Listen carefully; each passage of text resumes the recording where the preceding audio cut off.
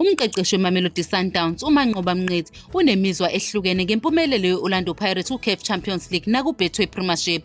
Ngemuva kokuphoxeka kwe-Sundowns idlala neqembu lase-Algeria eLoftus Stadium, uMnqithi uzwakalisa ukuphatheka kabi ngabanye abadlali bakhe. Konamanjalo, umqeqeshi we-Orlando Pirates uJose Riveiro ugubhe ukunqoba okubalulekile ngesikhathi iqembu lakhe linqoba ngo-2-1 i-CR Belouizdad e-Algeria ngenxa yokugqama kwethalente eliselincane uMohau Nkoda.